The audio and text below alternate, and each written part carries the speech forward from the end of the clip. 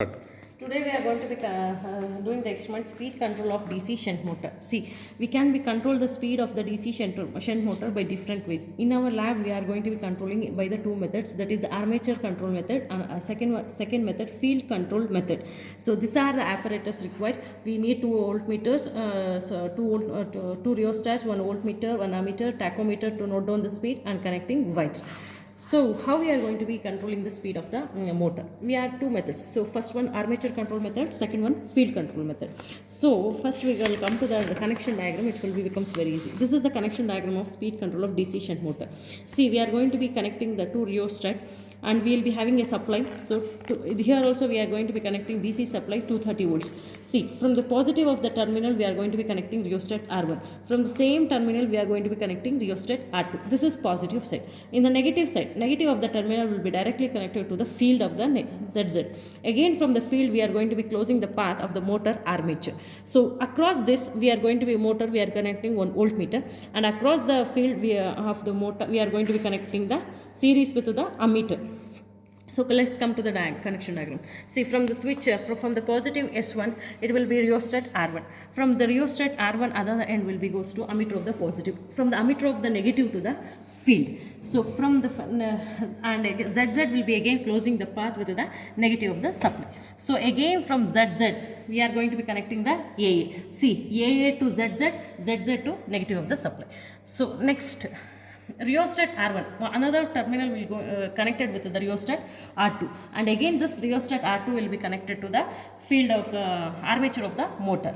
This will going to be close the circuit. So from positive supply to the rheostat R1 to the rheostat R2, rheostat R to the armature, and again to the field.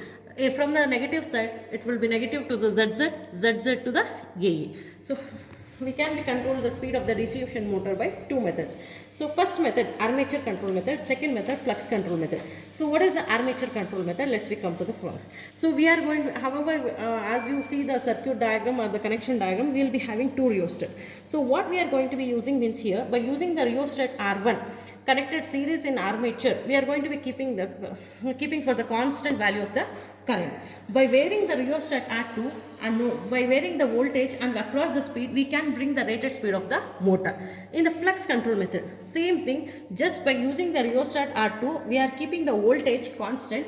By varying the rheostat R1 and by varying the rheostat R1 means current will be varying. With respect to varying of this current, speed of the motor will going to be noted down. So we can be control the speed of the DC shunt motor until the synchronous speed by varying the current or by varying the voltage, any one of the parameter, but the excitation voltage and excitation current will be present. That excitation current or excitation voltage will be kept as a constant. So let's start the experiment. So first I am going to conduct the armature control method. So close the supply switch. So your motor will going to be started because we didn't connect any 2 points direct from the supply. We will be having the connection. So once if you close the supply switch, you have to be note on the speed, because motor should be at what speed the motor will be running.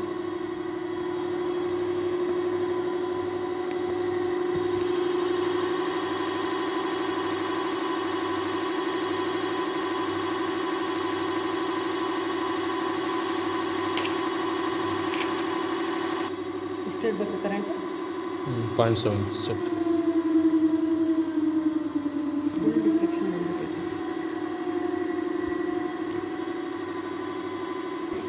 Now the motor will be started. We are going to be keeping the excitation current to the 0.7 ampere. So meter is connected to this 0.35. So we are connected to the second layer division, that is 2.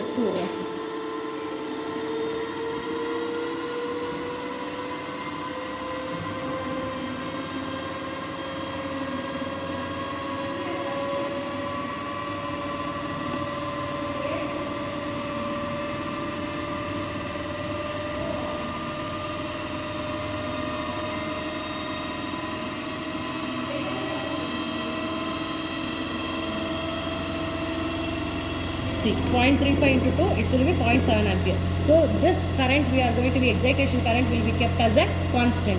So now by varying the rheostat R2, we are going to be varying the voltage and we are going to be corresponding speed will be noted down. So speed will be increasing from now. So now it is will be at a 160. Now I will make it for 170.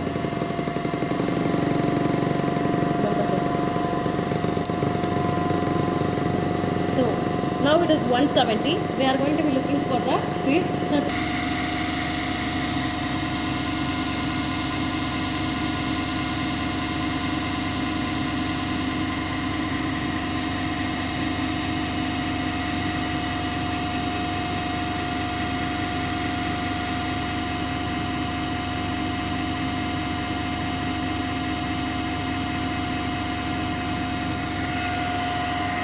Yes. So now the speed will going to be mentioning that 1430.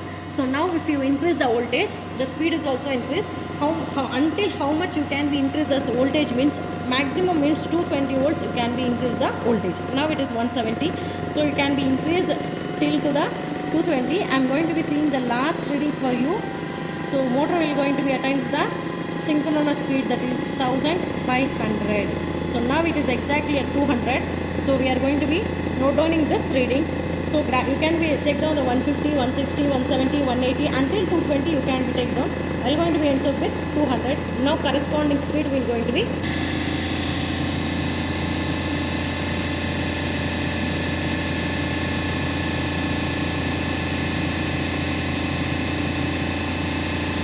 over 200 voltage. We are going to be getting 1700 volts. So from this experiment you can be understand by keeping the current as the excitation current as a constant, by varying only the voltage we can be attains the synchronous speed of the motor. So this is the vice versa. Now the field control method means we are going to be back to all the rheostat original to the back. So first rheostat R to the 13. See the motor speed will be it will going to be decreases. So R1 to the cut out.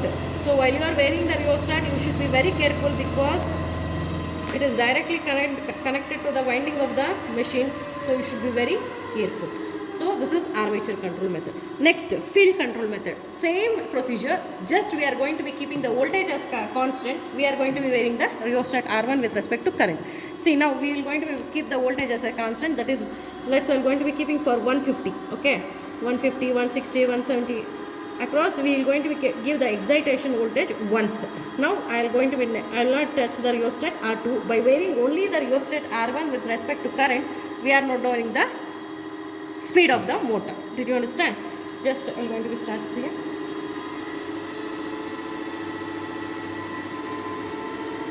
Point 9 into 2.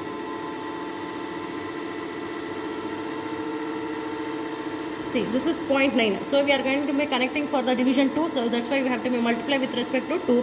So 0.9 into 2. We are going to be note down the speed. So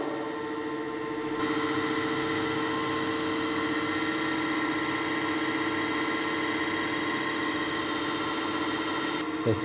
for 0.9 we are obtaining the speed 900.